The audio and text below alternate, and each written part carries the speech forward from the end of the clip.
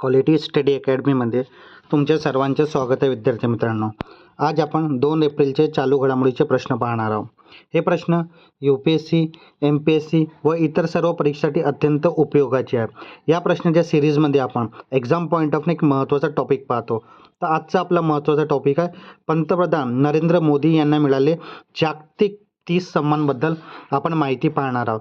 तर विद्यार्थी मित्रांनो, अत्यंत महत्त्वाचा टॉपिक आहे हा व्हिडिओ तुम्ही शेवटपर्यंत पहा, कारण की एक एक प्रश्न अत्यंत महत्त्वाचा आहे. चला आता आपण चालू घडामोडीचे प्रश्न पाहूया. तर काल विचारला गेला प्रश्न तुमच्यासाठी होता विद्यार्थी मित्रांनो, हॉर्मुझची समुद्रधुनीत भारताकडे जाणारा तेल वाहतूक जहाजांना संरक्षण देण्यासाठी भारतीय नौसेनेने कोणते ऑपरेशन सुरू केले?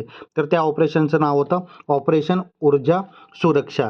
तर ऑप्शन क्रमांक 4 आपलं योग्य उत्तर असेल. तुम्ही याबद्दल माहिती आपला या आधीच्या व्हिडिओमध्ये पाहू शकता. त्यानंतर पुढला प्रश्न, आर्टेमिस 2 ही मोहीम कोणत्या अंतराळ संस्थाची आहे? तर विद्यार्थी मित्रांनो, ही मोहीम नासा म्हणजेच अमेरिका अंतराळ संस्थाची आहे. तर ऑप्शन क्रमांक 2 आपला योग्य उत्तर असेल. त्यानंतर याच रिलेटेड प्रश्न, नासा आर्टेमिस 2 या मोहिमेचे प्रक्षेपण कोणत्या दिनांकाला नियोजित केले आहे? तर याचं नियोजन 1 एप्रिल 2026 या तारखेला नियोजन आहे विद्यार्थी मित्रांनो. तर ऑप्शन क्रमांक 2 आपला योग्य उत्तर असेल. आता आपण याबद्दल महत्त्वाची माहिती पाहूया. आर्टेमिस 2 मोहीम ही कोणत्या संस्थाची मोहीम आहे? नासाची मोहीम आहे. प्रक्षेपण दिनांक 1 एप्रिल 2026. ठिकाण केप कॅनेवेल, फ्लोरिडा येथे. 50हून अधिक काळानंतर नासा पुन्हा मानवाला चंद्राकडे झेप घेणार आहे. 1972 मध्ये अपोलो 17 नंतर ही पहिल्यांदाच मानव चंद्राची कक्षेत जाणार आहेत. ओरियन कॅप्सूलमध्येही अंतराळवीर प्रवास करणार आहेत. विद्यार्थी मित्रांनो, अत्यंत महत्त्वाचा एक एक पॉईंट आहे, तुम्ही लक्षात ठेवा. त्यानंतर प्रवासाची कालावधी सुमारे 10 दिवस असणार आहे. हे चंद्रावर उतरण्याची मोहीम नाही, तर चंद्राची कक्षाभोवती प्रदक्षिणा घालण्याच्या इथे उद्दिष्ट आहे. एकूण 4 अंतराळवीर इथे सहभागी होणार आहेत. कोणकोणते आपण पाहूया. Commander Reid Wiseman, pilot Victor Glover पहिली कृष्णवर्णीय, क्रिस्टिना कोच पहिली महिला, जेरेमी हन्सन पहिली कॅनेडियन. तर विद्यार्थी मित्रांनो, ही माहिती तुम्ही लक्षात ठेवा. आणखी यासोबत विद्यार्थी मित्रांनो, तुमचा एक पॉईंट आणखी कवर होईल की इस्रोची स्पेस एजन्सी कोणती आहे?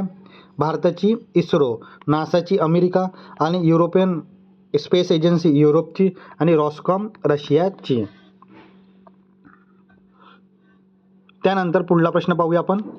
1 एप्रिल 2026 रोजी भारतीय रिझर्व्ह बँकने आपला कितवा स्थापन दिवस साजरा करत आहे? तर तो आपला रिझर्व्ह बँक 91वा हा दिवस साजरा करण्यात येत आहे. तर ऑप्शन क्रमांक 2 आपलं योग्य उत्तर असेल. आता आपण याबद्दल महत्त्वाची माहिती पाहूया, कारण की RBI बद्दल प्रश्न इकॉनॉमिक पर्स्पेक्टिव्हनं पण येतो विद्यार्थी मित्रांनो, आणि करंट अफेअर याच्या प्रॉस्पेक्टिव्हनं बी येतो. तर चला आता आपण RBI बद्दल माहिती पाहूया. RBIचे स्थापन दिवस 2026. कितवा स्थापन दिवस होता? तर 91वा. वर्ष 1 एप्रिल 2026 रोजी. आणि RBIची स्थापना केव्हा झाली? 1 एप्रिल 1935 या वर्षी. कायदा RBI कायदा 1934चा. तर हा पण प्रश्न येतो विद्यार्थी मित्रांनो. मुख्यालय कुठे आहे RBIच्या? मुंबई. सुरुवातली कुठे होता? कोलकाता येथे. आणि राष्ट्रीयकरण केव्हा करण्यात आला? 1 जानेवारी 1949 या वर्षी. स्थापना 1935 आपण पाहिला. कायदा 1934चा. शिफारस कोणी केली होती? हिल्टन यंग कमिशन यांनी शिफारस केलेली होती. हा पण पॉईंट अत्यंत महत्त्वाचा. पहिले गव्हर्नर कोणते? Sir Osborne Smith. आणि पहिले भारतीय गव्हर्नर कोण होते? CD देशमुख. राष्ट्रीयकरण केव्हा करण्यात आलं? 1 जानेवारी 1950. हा पॉईंट आपण आत्ताच कव्हर केला. वर्तमानमध्ये गव्हर्नर कोण आहे? संजय मल्होत्रा 2026 पासून. तर एक एक पॉईंट अत्यंत महत्त्वाचा आहे विद्यार्थी मित्रांनो, तुम्ही पॉईंट नोट डाऊन करून ठेवा. त्यानंतर पुढला प्रश्न, इंडिया फार्मा 2026चे 9वी आवृत्तीचे आयोजन कुठे केले जाणार आहे? तर विद्यार्थी मित्रांनो, हे नवी दिल्ली येथे आयोजित करण्यात येणार आहे. तर ऑप्शन क्रमांक 3 आपलं योग्य उत्तर असेल. इंडिया फार्मा 2026 9वी आवृत्ती. ठिकाण नवी दिल्ली येथे फेडरेशन हाऊस. दिनांक असणार आहे 13 ते 14 एप्रिल 2026. आयोजक औषधी निर्माण विभाग आणि रसायन खत मंत्रालय. सहकार्य FICCI आणि इंडियन फार्मास्युटिकल अलायन्सद्वारा. मुख्य विषय थीम का असणार आहे? Discover in India, live framing life science innovation ही थीम असणार आहे. उद्देश भारतीय औषधी क्षेत्रात व्हॅल्यू आणि इनोव्हेशन आधारित जागतिक शक्ती बनवणे.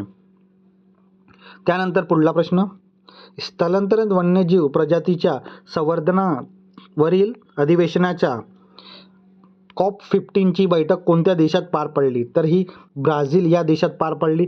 तर ऑप्शन क्रमांक 2 आपला योग्य उत्तर असेल.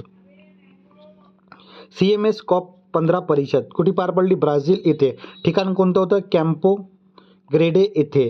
वेळ केव्हा होती? 23 ते 29 मार्च 2026 रोजी. विषय का होता? निसर्ग जीवनाशी जोडणे.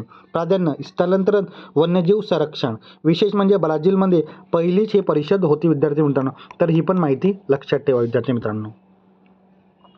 त्यानंतर पुस्तक रिलेटेड ही माहिती आहे. Tides of the time Bharat history through मुरल इन पार्लमेंट या पुस्तकाची लेखिका कोण आहेत? तर विद्यार्थी मित्रांनो याची लेखिका सुधा मूर्ती आहेत. तर ऑप्शन क्रमांक 2 आपला योग्य उत्तर असेल. नुकतंच या पुस्तकाचं प्रकाशन झालेलं आहे आणि या प्रकाशन सोहळ्यात आपले भारताचे उपराष्ट्रपती CP राधाकृष्णनही पुस्तकच्या विलोचन केलेलं आहे विद्यार्थी मित्रांनो. तर हा पण पॉईंट तुम्ही लक्षात ठेवा. त्यानंतर पुढला प्रश्न, एनर्जी स्टॅटिक्स इंडिया 2026 हा अहवाल कोणत्या कार्यालयामार्फत प्रसिद्ध केला जातो? तर हा अहवाल राष्ट्रीय सांख्यिकी कार्यालय NSO द्वारा प्रकाशित केला जातो विद्यार्थी मित्रांनो. तर ऑप्शन क्रमांक 3 आपलं योग्य उत्तर असेल. एनर्जी स्टॅटिस्टिक्स इंडिया 2026 राष्ट्रीय सांख्यिकी कार्यालय NSO मंत्रालय सांख्यिकी आणि कार्यक्रम अंमलबजावणी मंत्रालय. अहवालचे स्वरूप वार्षिक ॲन्युअल असतो. माहिती भारतातील ऊर्जा उत्पादन वापर आणि साठ्याचे अधिकृत आकडेवारी. महत्त्व ऊर्जा क्षेत्राची धोरण आखणीसाठी उपयुक्त डेटा प्रदान करणे. त्यानंतर पुढला प्रश्न, नागरी उड्डाण महासंचालनाच्या नवीन प्रमुख म्हणून कोणाची नियुक्ती करण्यात आली आहे? तर ही नियुक्ती वीर विक्रम यादव यांची करण्यात आली. तर ऑप्शन क्रमांक 2 आपला योग्य उत्तर असेल. DGCAचे नवीन प्रमुख नियुक्ती. नाव वीर विक्रम यादव. 1996 बॅचचे IAS अधिकारी आहेत. कॅडर ओडिशा कॅडर इथले. कोणाची जागा घेतली? फैज अहमद किदवाई यांची जागा घेतली. नियुक्ती 31 मार्च 2026 रोजी. शिक्षण MTech पदवीधारक अभियंता. पदभार अतिरिक्त सचिव पर्यावरण वन आणि हवामान बद्दल मंत्रालय. तर विद्यार्थी मित्रांनो अत्यंत महत्त्वाची ही नियुक्ती आहे. तुम्ही ही नियुक्ती लक्षात ठेवा. त्यानंतर पुढला प्रश्न, मियामी ओपन 2026चे पुरुष एकेरी विजेतेपद कोणी पटकावलेले आहे? तर हे पुरुष एकेरी विजेतेपद जॅनिक सिनर यांनी पटकावलेले आहे. तर ऑप्शन क्रमांक 2 आपला योग्य उत्तर असेल. मियामी ओपन 2026 विजेते पुरुष एकेरी विजेते जॅनिक सिनर आणि उपविजेता कोण आहेत? झिरी लेहका. महिला एकेरी गटचे विजेते कोण ठरलेले आहेत? इगा स्विआटेक हे ठरलेले आहेत आणि महिला उपविजेता कोण आहे? एलेना सबारिंका. विशेष म्हणजे जॅनिक सिनर हे सनशाईन डबल पूर्ण झालेले आहेत. तर विद्यार्थी मित्रांनो ही माहिती मियामी ओपनबद्दल. त्यानंतर पुढला प्रश्न, IPLच्या इतिहासात सर्वाधिक सामने खेळणारा परदेशी खेळाडू कोण ठरलेला आहे? तर तो खेळाडू ठरलेला विद्यार्थी मित्रांनो सुनील नारायण. तर ऑप्शन क्रमांक 4 आपला योग्य उत्तर असेल. हा कोलकाता नाईट रायडरचा खेळाडू आहे. त्यानंतर विद्यार्थी मित्रांनो आपण एक्झाम पॉईंट ऑफ एक महत्त्वाचा टॉपिक पाहतो. तर आजचा आपला महत्त्वाचा टॉपिक अत्यंत महत्त्वाचा टॉपिक पंतप्रधान नरेंद्र मोदी यांना मिळाले 30 जागतिक सन्मानांबद्दल आपण माहिती पाहणार आहोत. सर्वप्रथम त्यांना Oman the first class of the order of Oman हा जागतिक सन्मान मिळाला. त्यानंतर इथिओपियाच्या great honour Nishan of Ethiopia. नामिबियाचा the order of the most Asian Valentine मिरापिलस.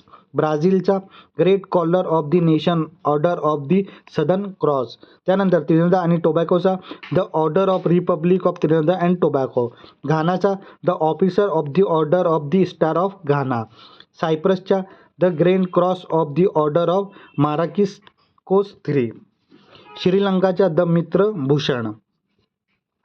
मॉरिशसच्या the grand commander of the order of the star and of the Indian ocean, कुवेतच्या the order of Mubarak al Kabir, गियानाचा the order of excellence, बार्बाडोसच्या the order of freedom, नायजेरियाच्या grand commander of the order, डोमिनिकाचा Dominica order of the honour, रशियाच्या the order of saint Andrew the apostle.